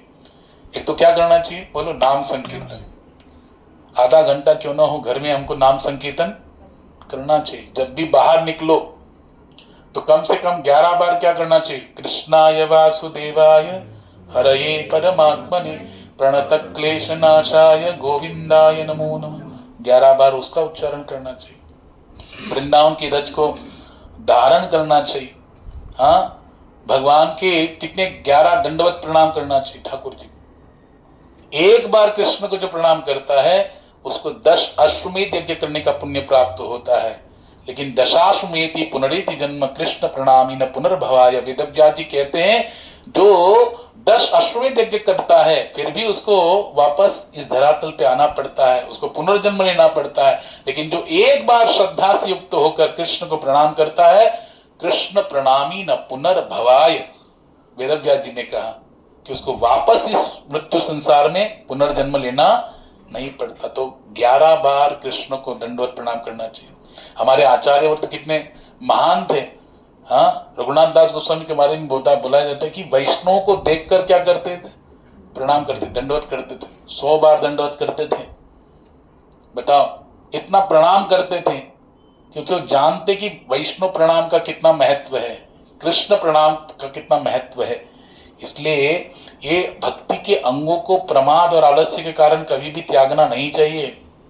हमको लगता है कि इसका क्या बेनिफिट होगा, ये बेनिफिट कैसा है, हाँ, जैसे कृष्ण कहते हैं नाहम प्रकाश से सर्वस्व योगमाया समावृतः, वैसे कृष्ण का जो भक्ति है उसका जो फलश्रुति है वो भी कैसे प्रकाशित कृष्ण की कृपा से ही होता है। जब उसमें परिपक्वता आती है, समय आने पर उसमें क्या होता है, परिपक्वता आती है, तब जाके वो फल प्रकट होता है। और जो फल प्रकट हो जाएगा तब हमें ये अनुभव होने लगता है कि हमने जो किया, जितना किया, भक्ति के अंगों का जितना भी नियमों का पालन किया, वो वेस्टेज गया नहीं, वो फायदा करता है। याद रखना, हम खाना खाते तो किसको अनुभव होता है? सामने वाले को अनुभव होता है कि मेरा पेट भर गया? हमको खुद को अनुभव होता है कि नहीं? हम प्रसाद पा रहे तो हमको खुद का अनुभव होगा कि बस मेरा पेट भर गया। वैसे ही जब हम भक्ति के नियमों का पालन करेंगे तो अपने आप हमको अनुभव होगा कि हम जो भक्ति कर रहे उससे मेरा जो प्रगति होना चाहिए, भक्ति में जो अवस्था मुझे प्राप्त होनी चाहिए, वो पद, वो स्तर मुझे प्राप्त हो गया शुद्ध भक्ति का। और याद रखना, भगवान किससे आकर्षित होते हैं? भगवान ने कहा है, भागवतम में तृतीय स्कंद में वर्णन है कि जो दीयमाणम न गृह्णन्ति विना मत सेवनम जनाब, जिस भक्त को मेरी सेवा के अतिरिक्त अन्य किसी भी चीज की आकांक्षा नहीं है, अनपेक्ष सुदृदक्ष उदासीन गतव्यत सर्वारंभ परित्यागी यो मद भक्त समय प्रिय, भगवान ने गीता की 12वें अध्याय में कहा। ना वो किसी चीज की आकांक्षा करता है, ना किसी चीज के खोने का शोक करता है, ना वो कोई इच्छा, मेरे इच्छा के अलावा और कोई स्पेशल अपनी स्वयं की इच्छा नहीं करता। वो पवित्र जीवन रखता है, वो शुद्ध है, वो किसी भी तरीके से भय, चिंता और शोक से पूरी तरह मुक्त होता है, क्योंकि पूरी तरह मुझ पर निर्भर होता है, वो पूरी तरह मुझ पर आश्रित होता है। और वो कैसा होता है? दक्ष होता है, तत्पर रहता है, सतर्क रहता है कि मेरे द्वारा कोई भी पाप कर्म न हो जाए। निरंतर सतर्क रहकर भगवान के नाम का, भगवान की भक्ति में सेवा का अवलंबन करके अपने जीवन को धन्य करने की कोशिश करता है। इसलिए भक्त कैसे रहता है? हमेशा सतर्क रहता है, हमेशा सतर्क रहता है और भगवान से प्रार्थना करता है विनम्रता से कि हे हरि, आप संभालो, आप नहीं, आप पार कर सकते हो, मेरे अंदर कोई योग्यता नहीं। अपने बल पर वो बिना कोई भी अहंकार नहीं करता, क्योंकि वो जानता है कि मेरा बल कितना सीमित है, मैं क्या कर सकता हूं, कुछ नहीं कर सकता। लेकिन भगवान में असीमित मात्रा में बल है, क्योंकि वो 7 साल की आयु में भी 7 दिन 7 रात क्या धारण किए? गोवर्धन धारण किए। जिसकी परिक्रमा करने में मेरी सांस हाफ जाती है, लेकिन उसी ठाकुर जी ने 7 दिन 7 रात उस गोवर्धन को धारण किया। इतने सारे असुरों का वध किया। यहाँ भागवत में वर्णन किया है कि भगवान के जो अवतारों का संक्षिप्त वर्णन ब्रह्मा जी करते हैं। ब्रह्मा जी नारद जी से कहते हैं केवल वामन अवतार नहीं, ठाकुर जी ने अवतार लिया हंस अवतार। कौन सा अवतार? हंस अवतार। और इस हंस अवतार में नारद जी को स्वयं ब्रह्मा जी कह रहे हैं कि उन्होंने आपको ईश्वरी विज्ञान का ज्ञान दिया था कि ईश्वरी विज्ञान क्या है, भगवान की दिव्य प्रेममयी सेवा का कितना महत्व है, उसकी शिक्षा हे नारद जी भगवान ने हंस अवतार धारण के आपको दी थी, और वे तुम्हारी अगाध भक्ति में अत्याधिक प्रसन्न हुए थे। नारद जी क्या करते? देवदत्ताम विमा स्वर ब्रह्म विभूषिताम, भगवान के द्वारा जो दी गई देवदत्त नाम की वीणा है नारद जी के पास, ये भगवान ने उनको दिया। उसी वीणा पर नारद जी क्या करते? नारद मुनि बजाए वीणा, नारद मुनि बजाए वीणा, राधिका रमन नामे, राधिका रमन नामे, नारद मुनि बजाए वीणा। हमारे आचार्य कहते हैं नारद मुनि क्या करते हैं? उसी देवदत्त वीणा को बजाकर क्या गाते हैं? राधिका रमन नामे, राधिका रमन नामे। राधा रानी और रमण, राधा रमण के नामों का क्या करते हैं? निरंतर गायन करते हैं।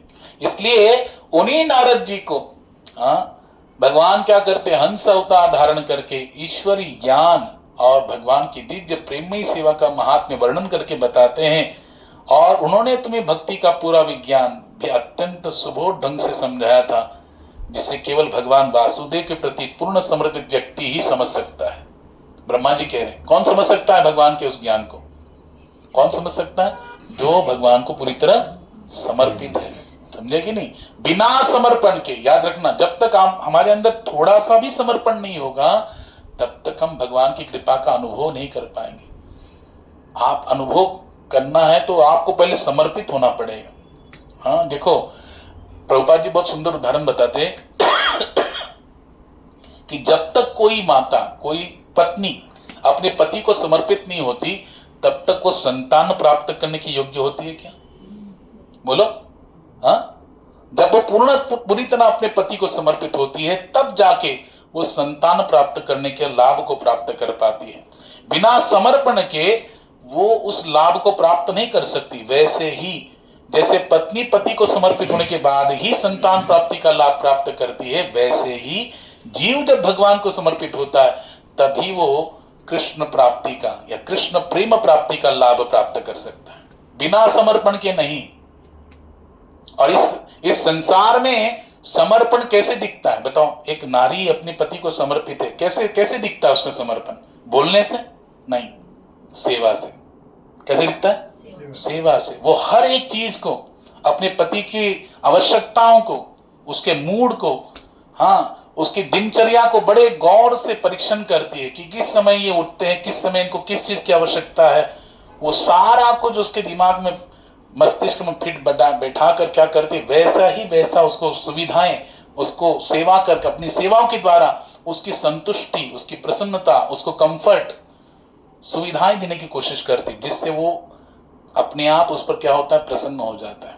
हाँ, और वो समर्पण भावना केवल सेवा से आती है। इसलिए हम जब सेवा में अपने मन को लगाएंगे तो अपने आप हमारे अंदर भगवान के प्रति वो समर्पित भावना प्रकट हो जाएगी और उसी सेवा से कृष्ण प्रसन्न होते हैं। जैसे पति अपनी पत्नी की सेवा से ही प्रसन्न होकर फिर उसकी इच्छाओं की पूर्ति करता है, वैसे ही भगवान भी अपने भक्त की सेवा के द्वारा, हाँ उसकी समर्पित भावना को स्वीकार करके फिर उस पर प्रसन्न होकर अपनी कृपा उस पर बरसाते हैं। समझे कि नहीं? सेम चीज है, केवल वो हम लोग क्या कर रहे हैं, भक्ति क्या है, बहुत सुंदर बताया प्रभुपाद ने। भक्ति क्या है? जो हम अपने लिए कर रहे हैं वही कृष्ण के लिए करना है। हम प्रसाद पा रहे हैं, खाना खा रहे हैं, हम डायरेक्टली खाएंगे तो क्या हुआ? हाँ, आत्मेंद्रिय प्रीति वांछा तारे बोली काम। हम अपनी इच्छाओं की पूर्ति के लिए, अपने शरीर को हष्ट पुष्ट बनाने के लिए सारे पंच पकवान टाइम टू टाइम खाते। सुबह 9 बजे नाश्ता, दोपहर 12 बजे लंच, रात को 9 बजे डिनर, टाइम टू टाइम हम खाते। क्यों? क्योंकि टाइम पे खाने से फिर शरीर को लगे अच्छा उसमें भी क्या चाहिए, अनेक प्रकार के व्यंजन, अनेक प्रकार की वैरायटी, अनेक प्रकार के पौष्टिक व्यंजन उसमें होने चाहिए और उसमें फिर घी भी होना चाहिए। तो इतना सारा हम लोग तामझाम करते किस लिए? शरीर की पुष्ट करने के लिए, बराबर कि नहीं? हाँ, अपने शरीर के लिए हम लोग इतना सब कुछ कर रहे हैं, लेकिन ये शरीर को पुष्ट करेगा, उसे कहते हैं कामना। हम अपने शरीर को पुष्ट करना चाहते हैं, लेकिन वही चीज हम लोग पाएंगे भगवान को समर्पित करते तो क्या होगा? वो केवल शरीर को पुष्ट नहीं करेगा, वो हमारी आत्मा को भी पुष्ट करेगा, यहां तक कि भगवान को भी संतुष्ट कर कर उनकी कृपा का पात्र बनाएगा। इसलिए कृष्णेंद्रिय प्रीति इच्छा धरे प्रेम नाम, भगवान की इंद्रियों को तुष्ट करने की कोशिश करेंगे अपनी सेवा से तो वो प्रेम है। पत्नी अपने लिए कुछ करे वो कामनाएं हैं, स्वयं की इंद्रिय तृप्ति है, लेकिन वो अगर अपने पति का मूड देखकर उसकी सेवा में अपने आप को समर्पित करे तो वही सच्चा प्रेम। तत्सुख सुखित्वम, नारद जी कहते हैं, नारद भक्ति सूत्र में बताया गया एक सूत्र है, तत्सुख सुखित्वम। प्रेम का वास्तविक स्वरूप क्या है? जिसको हम प्यार करते हैं उसके सुख में ही जब हमें सुख प्रतीत हो तो उसे प्रेम कहा जाता है। अगर वो हमारे लिए ऐसा क्रिया करे जो हमें पसंद है, वो प्रेम नहीं है। प्रेम में केवल देना होता है, लेने की भावना होती ही नहीं। लेना देना जिसमें होता है वो प्रेम ही नहीं होता, वो तो व्यापार होता है। इसलिए देखो महाप्रभु चैतन्य, उन्होंने पूरे जीवन भर में केवल 8 श्लोकों की रचना की और उसमें अंतिम श्लोक में 8वें श्लोक में उन्होंने गोपी भाव का प्रदर्शन किया।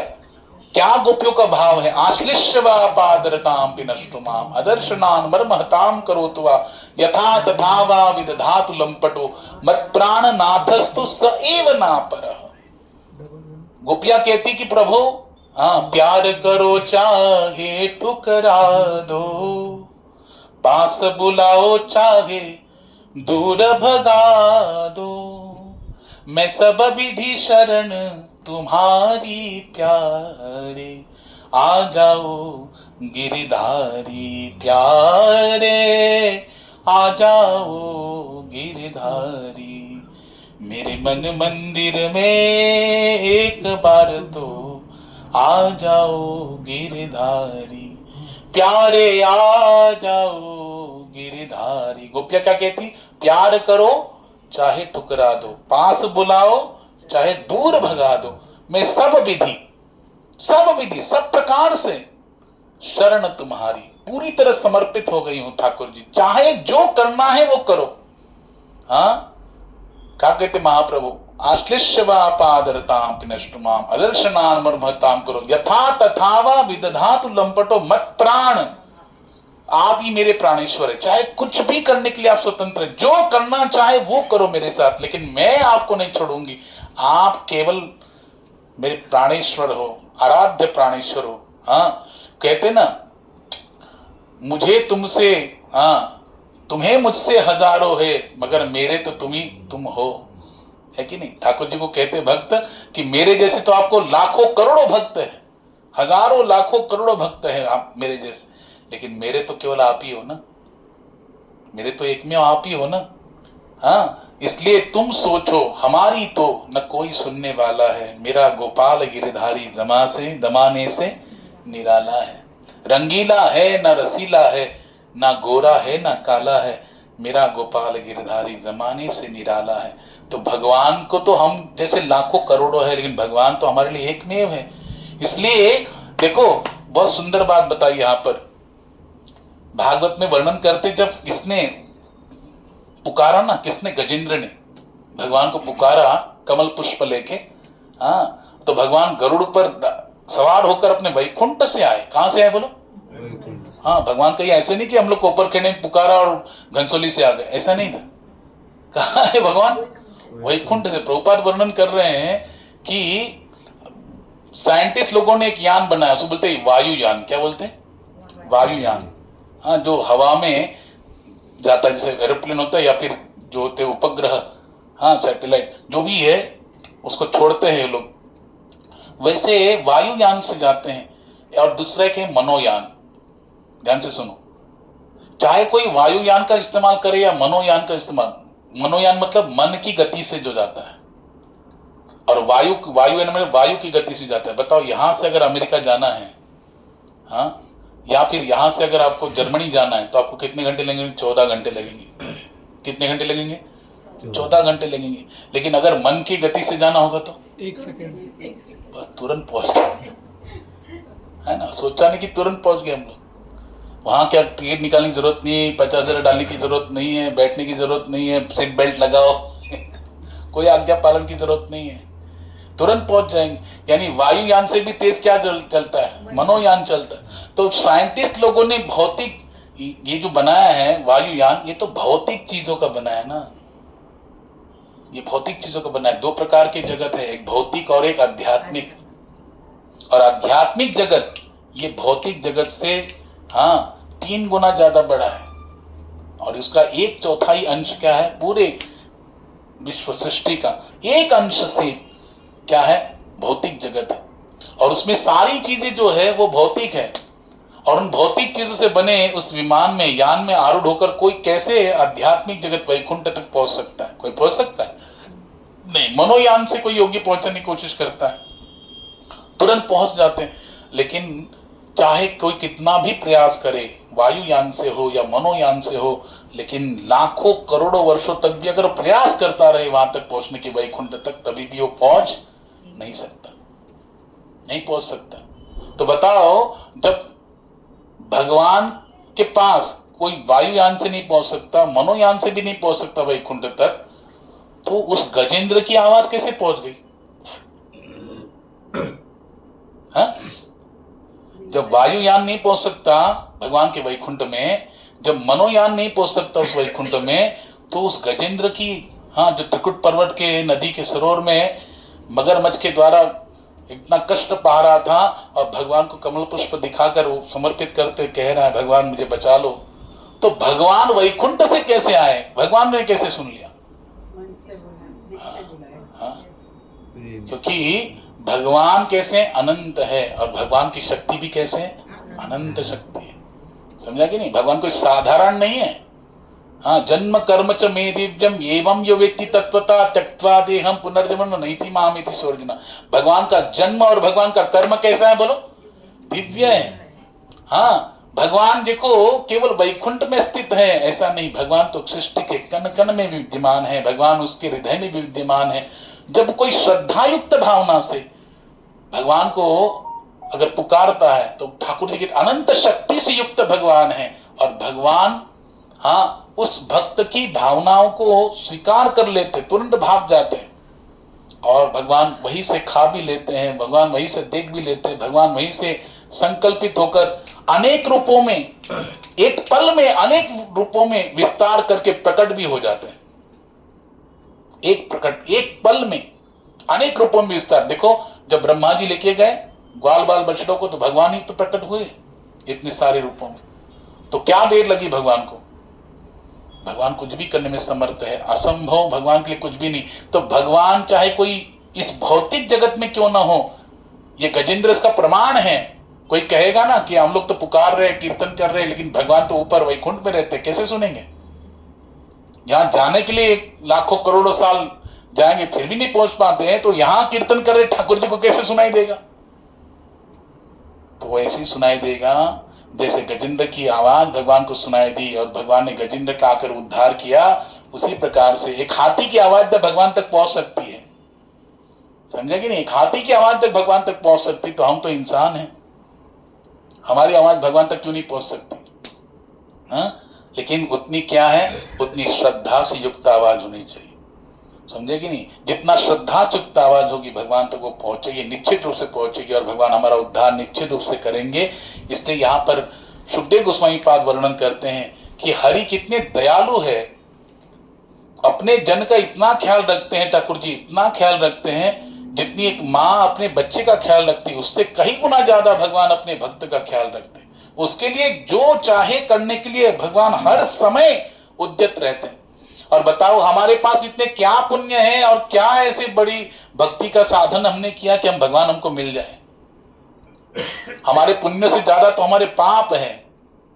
न जाने कितने सारे पापों का संचय हमारे जीवन में अनेक जन्म जन्मांतरों में करके आए हैं, फिर भी ठाकुर जी हमको स्वीकार कर रहे हैं। क्यों? केवल और केवल मात्र समर्पण की भावना को धारण करने से, कि हम भगवान को समर्पित होना चाहते हैं, या फिर समर्पित नहीं है लेकिन समर्पित होने का प्रयास तो कर रहे हैं।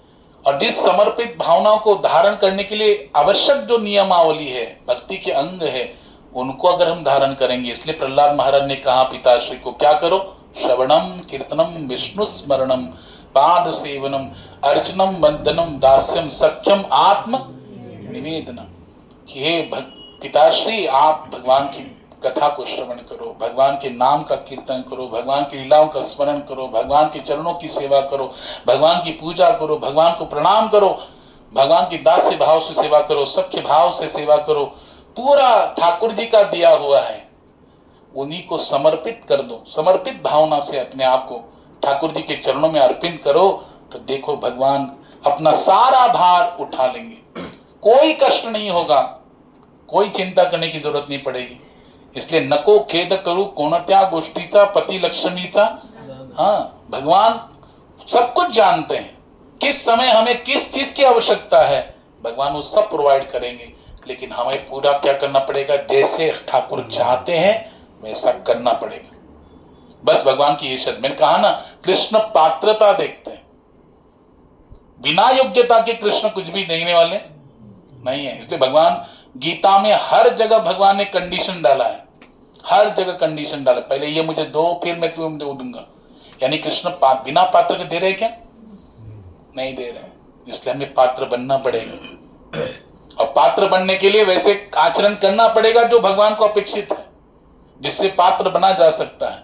और यही है भक्ति के अंग। और ये प्रहलाद महाराज जैसे भक्तों ने अपने जीवन में धारण किया। इसलिए इन अवतारों की गाथा में ब्रह्मा जी नरसिंह अवतार का भी वर्णन किए, भगवान के एक अवतार का वर्णन किए जिनका नाम है परशुराम।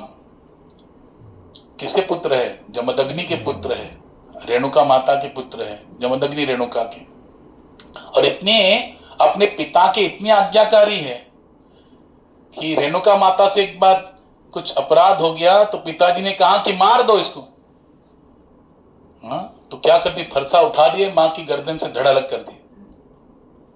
बताओ, इतनी आज्ञाकारी परशुराम भगवान तुरंत अपनी मां की गर्दन उठा दी।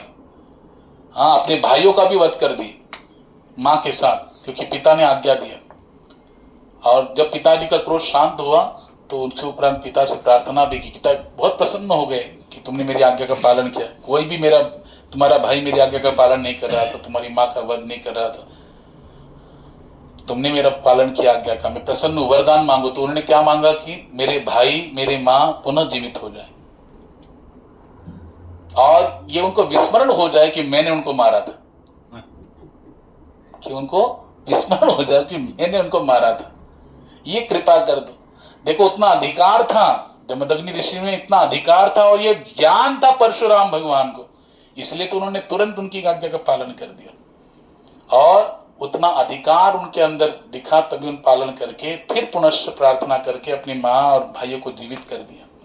वही जमदग्नि ऋषि के पास ऐसी गैया थी जिसको देखकर सहस्त्र अर्जुन ने, कार्तवीर्य अर्जुन जो है, उस कार्तवीर्य अर्जुन ने क्या कर दिया, उस गैया का अपहरण कर लिया। और अपहरण करने के बाद वहां पर भगवान परशुराम ने उनका वध कर दिया, उस गैया को वापस ला दिया। तो अपने पिता का वध होने के कारण जो कार्तवीर्य अर्जुन के पुत्र है उनको बड़ा क्रोध आया, बदले की भावना से उन्होंने परशुराम भगवान के जो पिता है जमदग्नि, उनको वध कर दिया। और जब उनकी मां विलाप करने लगी, हाँ, छाती पीट के विलाप करने लगी, 21 बार, कितनी बार, 21 टाइम्स उन्होंने ऐसा विलाप किया। तो परशुराम भगवान ने वहीं पे प्रतिज्ञा कर ली कि मैं 21 बार इस पूरी पृथ्वी को निक्षत्रिय करके मानूंगा, निक्षत्रिय कर दूंगा, जो पापी क्षत्रिय राजा है उनका वध करूंगा। तो इतना वध किया है परशुराम भगवान ने। हाँ, लेकिन कौन से क्षत्रियों का, जो कैसे हैं, दुराचारी पापी क्षत्रिय राजा है, उनका वध किया। हाँ, इसलिए परशुराम भगवान का ये अवतार आप देखो, रामायण में भी इनका प्राकट्य हुआ था। जब भगवान श्री रामचंद्र ने क्या किया था, प्रत्यंचा चढ़ाई थी धनुष्य पे, और क्रोधित तो क्या आ गए थे।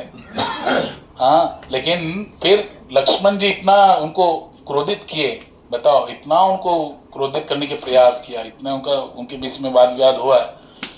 लेकिन वहां पर परशुराम भगवान अभी कहते कि बस, लेकिन भगवान श्री रामचंद्र देखो कितना, आप देखो कितना शास्त्र में कितनी विविधता है कि परशुराम भगवान भी भगवान के अवतार है और प्रभु रामचंद्र साक्षात भगवान है ही। दो ठाकुर जी आपस में लीला करने, कैसे लीला है उनका देखो।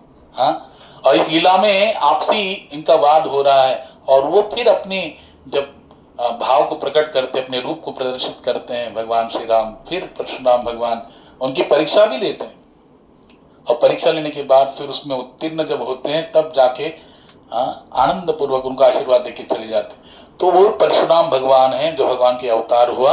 और आगे वर्णन आता है कि भगवान ने श्री रामचंद्र के रूप में अवतार लिया इक्ष्वाकु वंश में।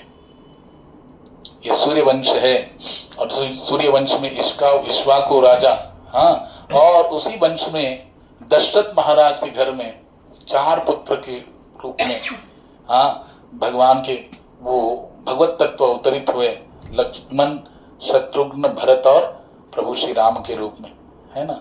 और वहां पर भागवत में यहाँ पर वर्णन कर रहे हैं सुखदेव जी कि ब्रह्मा जी संक्षिप्त जो कथा है नारद जी को सुना रहे हैं और वर्णन करते कि वहां पर आने के बाद ठाकुर जी बाल्य अवस्था में अनेक प्रकार की लीला करने के बाद जब उनका राज्याभिषेक होने वाला है, उनके पिता के द्वारा उनकी सौतेली माँ कैकेयी को दिए गए वचनों को पालन करने के लिए बिना कोई पूछताछ किए, बिना कोई विरोध किए, अपने पिता के वचनों को पूर्ण करने के लिए भगवान ने क्या कर लिया, वनवास धारण किया। इतना कष्ट सहन किया भगवान श्री रामचंद्र ने अपने जीवन में।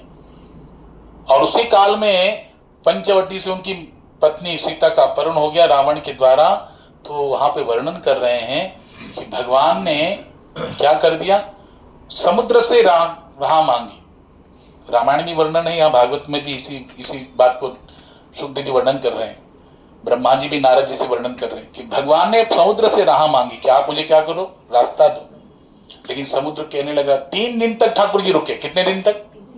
3 दिन तक ठाकुर जी रुके। लेकिन उसके उपरांत भी समुद्र ने जब जगह नहीं दी तो भगवान ने क्रोध प्रकट किया, और वो क्रोध प्रकट करने के बाद वहां पर फिर समुद्र प्रकट हुए और उन्होंने फिर वो रास्ता बनाने के लिए भगवान ने रास्ता बना दिया।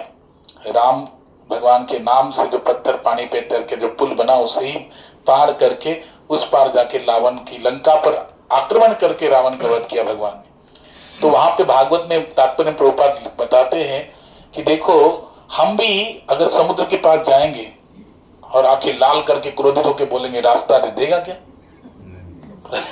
प्रभुपाद बोलते अगर कोई सोचेगा कि अरे लाल करने से ही समुद्र ने क्या करते, रास्ता दे दिया, तो कोई सामान्य जो जाके कोई बोलेगा रास्ता दो, आप जाओ जरा जगन्नाथपुरी में और वहां के समुद्र को जरा आह्वान करो, वो तो अंदर जाएगा तो वैसे बाहर ढकेल देता है कि इतने बड़ी बड़ी उत्तुंग लहरें हैं। तो हम अगर आंखें लाल लाल करके दिखाएंगे तो क्या वो रास्ता देगा? लेकिन देखो, भगवान राम है, भगवान है, इसलिए उनकी आंखें जैसे क्रोधित हो गई, समुद्र एकदम हाथ जोड़ के खड़े हो गए। सोचो क्यों? क्योंकि वो साक्षात भगवान है, साक्षात ईश्वर है, परम ईश्वर है, और उन्होंने अपनी लीलाओं को प्रदर्शित करते हुए अनेक प्रकार की लीलाओं को राम अवतार में भी प्रदर्शित किया, और आखिर में लंका का दहन करके, लंकापति का दहन करके अपनी भार्या सीता को प्राप्त किया। भगवान का दिव्य राज्याभिषेक हो गया। ये राम अवतार की लीला का भी ब्रह्मा जी नारद जी को वर्णन कर रहे हैं। कृष्ण बलराम जी का रूप में भी भगवान ने क्या किया? अवतार लिया द्वापर में। तो भगवान की जितनी भी लीलाएं हुई हैं भागवत में, अभी तो दशम स्कंद पूरा भगवान कृष्ण के लीलाओं से ही भरा पड़ा है, पूर्वार्ध और उत्तरार्ध दो विभाग में। तो पूरा लीलाएं जो है भगवान श्री कृष्ण और बलराम के साथ भगवान ने इस धरती पर अवतरित होकर प्रकट कर दी। इसका संक्षिप्त वर्णन भी ब्रह्मा जी यहाँ पर नारद जी को वर्णन करके सुना रहे हैं। तो इस प्रकार से अनेक प्रकार के अवतार हैं, जिसमें से कुछ अवतारों का वर्णन यहाँ पे हुआ है, और आगे और भी है अवतारों का वर्णन जो हम लोग अगले सत्र में श्रवण करेंगे। लेकिन मेरी केवल एक प्रार्थना है आप लोगों से कि श्रीमद् भागवतम को जब हम श्रवण करते हैं तो इस भाव से श्रवण करना चाहिए कि ये साक्षात भगवान का दिव्य वांग्मयी स्वरूप है, शब्दमयी स्वरूप है, वांग्मयी स्वरूप है, शब्द विग्रह है ठाकुर जी का। इसके एक एक शब्द में, एक एक जो लीलाओं में इतना गूढ़ रहस्य, इतनी गूढ़ तत्व छिपा बैठा है, जो धर्मस्य तत्वम निहितम गुहायाम महाजनो ये न गथा सपंतः। ये धर्म का तत्व इतना गूढ़ है कि हम लोग अपनी बुद्धि से उसको समझ नहीं सकते। हमें क्या करना पड़ेगा? महाजनो ये न गथा सपंतः, जैसे ही आचार्यों ने हमको वर्णन करके सुनाया है वैसे ही हमको उसको सुनना पड़ेगा, क्योंकि उन्होंने उसको अनुभव करके फिर उसको क्या किया है? अपने भाव को प्रदर्शित किया है। वैसे ही अगर हम लोग आचार्य के अनुगत्य में, संत के अनुगत्य में, साधु के अनुगत्य में रहकर इसको श्रवण करेंगे, इसको समझने की कोशिश करेंगे, तो निश्चित रूप से जो अवस्था उन्होंने प्राप्त की है दिव्य अवस्था भक्ति की, वही अवस्था उनकी कृपा से हमें भी प्राप्त हो जाएगी। हमारा भी उद्धार होगा, हमें भी भगवत प्राप्ति हो जाएगी। और जीवन का यही लक्ष्य है। आप मानो ना मानो, हमें सुख केवल एक ही चीज से मिल सकता है, जब हम भगवान को समर्पित हो जाए, जब हमारी हर क्रिया भगवान के लिए हो, हर क्रिया भगवान के लिए प्रसन्नता के लिए हो, हर समय हमारा चिंतन केवल ठाकुर जी के प्रति समर्पित हो, तो देखना हर क्षण हर पल भगवान के प्रति समर्पित हो। एक क्षण के लिए भी जब हमारा ये अवस्था आएगी ना जीवन में कि एक क्षण के लिए भी हम भगवान को कभी भूल नहीं पाएंगे, निरंतर भगवान का स्मरण रह पाएगा, तो निश्चित रूप से यही भगवान की सबसे बड़ी अनुकंपा है, ये सबसे बड़ी कृपा है। समझे कि नहीं? इसलिए भगवान देखो अपने भक्त को अगर कृपा करते ना, विशेष अनुकंपा, तो भगवान सब कुछ उसका छीन लेते, उसको अपने सिवा और कोई सहारा नहीं बचाते। उसके जीवन में केवल एक ही सहारा बचता है, वो है भगवान का। ताकि वो निरंतर भगवान के स्मरण में लगा रहे। इसलिए भगवान से प्रार्थना करो, प्रभु जैसे भी है हम आपके हैं, हे नाथ ऐसी कृपा करो कि हम कभी भूले नहीं, और हम जैसे भी है, दुराचारी भी है, पापी है, दीन है, कीन है, जैसे भी है ठाकुर जी आपके हैं। और भगवान तो स्वीकार कर रहे, ममे वांछो जीव लोग के, हम जैसे भी हैं हम आपके हैं, आप ही तारिए, हमारा तो कोई बल नहीं है। अगर हम निर्बल होके जाएंगे तो निर्बल, सुनेरी मैंने निर्बल के बल राम, किसी बलवान के बल राम नहीं है, निर्बल के हैं। इसलिए उनके सामने क्या बनना पड़ेगा बोलो, निर्बल बनना पड़ेगा। चाहे हमारे अंदर बहुत बल हो, समझे कि नहीं, हमारा 100 किलो वजन क्यों ना हो, लेकिन फिर भी हम लोग भगवान के सामने जाएंगे तो क्या होना चाहिए बोलो, निर्बल। ठाकुर जी मेरे अंदर कोई बल नहीं है। हाँ, और इस प्रकार से जाएंगे, झुक कर जाएंगे तो निश्चित रूप से भगवान इतने दयालु है ना, इतने दयालु है क्या बताएं। ठाकुर जी तो चाहते ही है कि आप मेरे पास आओ, भगवान चाहते हैं कि मेरी जो इच्छाएं हैं उसकी पूर्तता करो, तुम शरण में आ जाओ, तुम मेरे सामने झुको, चिंतन करो, प्रार्थना करो, ये भगवान चाहते, तब जाके मैं तुम्हें दूंगा। तो झुको ना भाई, अपने फायदे के लिए हम लोग कहते हैं व्यवहार में, हाँ अपने फायदे के लिए तो गधे को भी क्या बनाना पड़ता है बोलो, गधे को भी क्या बनाना पड़ता है, बाप बनाना पड़ता है कि नहीं, अपने फायदे के लिए। तो अपना फायदे के लिए, अपने उद्धार के लिए ठाकुर जी को अपना बाप बना लिया तो क्या बड़ी बात है, अच्छा है ना। हाँ, वो तो परम बुद्धिमान है, परम बलवान है, परम यशस्वी है, सब कुछ गुण है ठाकुर में। इसलिए भगवान के चरणों में स्वयं को समर्पित करने के लिए ये बहुत सुंदर अवसर दिया गया है। और देखो इसमें भी सुंदर अवसर क्या है कि हमें ये ज्ञान प्राप्त हो रहा है कि हम जो क्रिया कर रहे हैं ये कोई मनमानी आचरण नहीं है, ये तो शास्त्र अनुमोदित आचरण है, और इसी से भगवान प्राप्त हो जाएंगे, इसी से भगवान प्रसन्न होंगे। इसलिए इस क्रियाओं को, भक्तिमय नियमों को जितना हो सके बढ़ाओ, जितना हो सके अपने आप में उतने दृढ़ संकल्पित होकर इस कार्य को बिना आलस्य के, बिना प्रमाद के निरंतर करने की कोशिश करो। तो इससे ही भगवान केवल प्रयास से प्रसन्न होते, याद रखना, प्रयास से, हमारा प्रामाणिक प्रयास देखकर ही भगवान प्रसन्न हो जाते हैं।